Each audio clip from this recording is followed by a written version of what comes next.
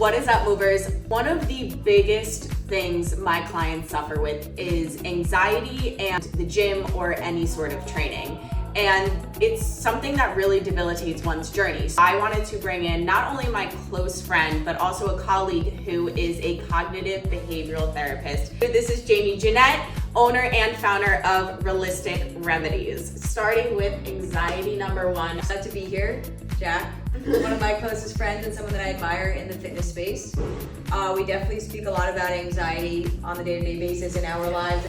And we're gonna go over the 3 different forms of anxiety associated with the gym and training, as well as cognitive behavioral remedies that you can perform to overcome these anxieties, and some form of training you can do that will help you build up the confidence you need to walk into the gym or begin some sort of training journey that you desire and are feeling scared of at the moment. And our reasons both why we're both in therapy and we both go to the gym often to work through our anxiety. The first type of anxiety is somebody that is anxious, avoidant of going to the gym, whether that be insecurity of just getting there. The thought of, I want to go to the gym, but how can I get myself to go to the gym? The thoughts in this person's head are so overpowering. This is the type of person that will Google online classes and sign up for a class and then not show up to the class because of the thought of insecurity. And I'm sure there have been other types of things in your life where it's like, I really want to do this thing, but I just can't get myself there. My husband will come up with just about any excuse to not go to the gym.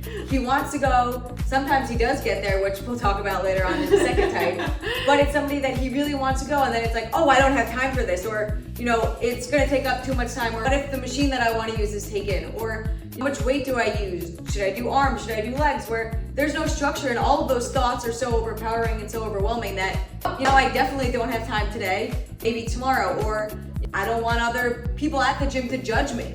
We never made it to the gym. I actually, in this phase of my life right now, and the prime example is for me, it's not that I was anxious about stepping into the gym and people looking at me or anything like that, but where my anxiety came from was I just had this massive surgery. I haven't worked out in 10 months and I've got to build back from here to here.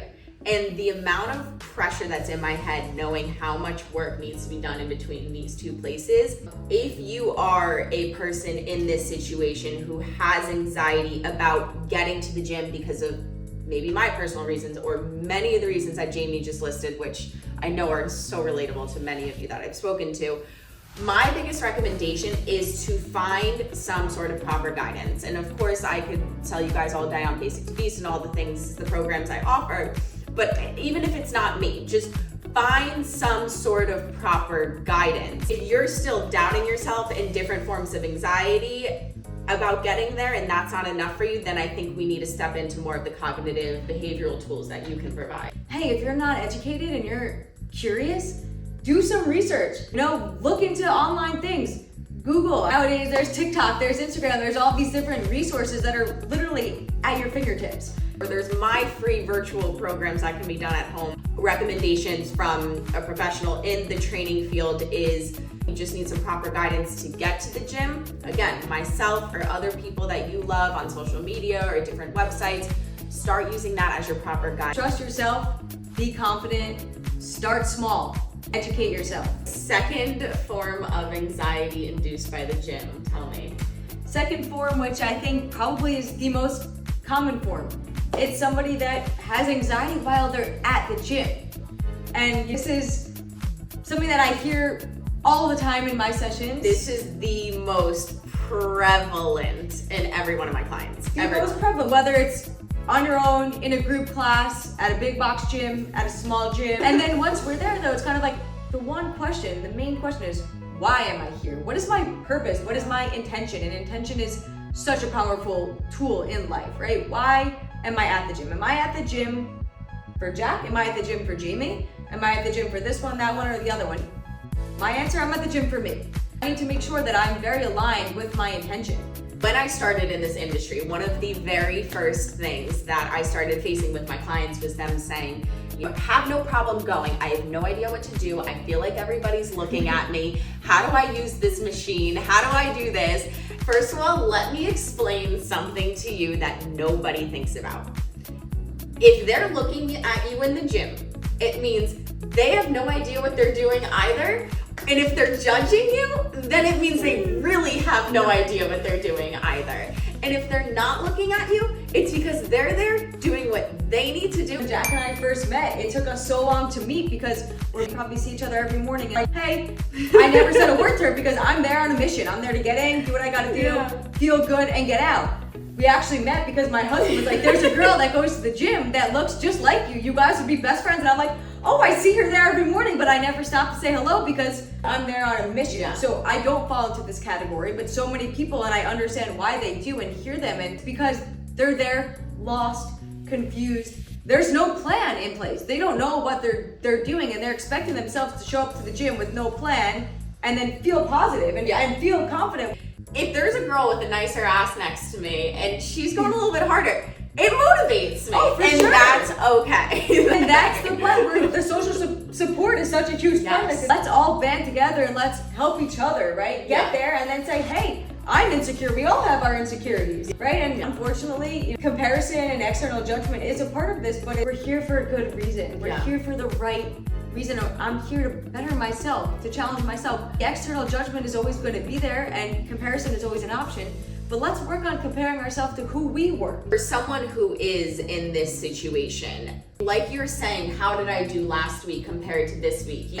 In my app, you can go in and write the weights you did and then see the history of it, and you can compete with yourself, battle with yourself in it.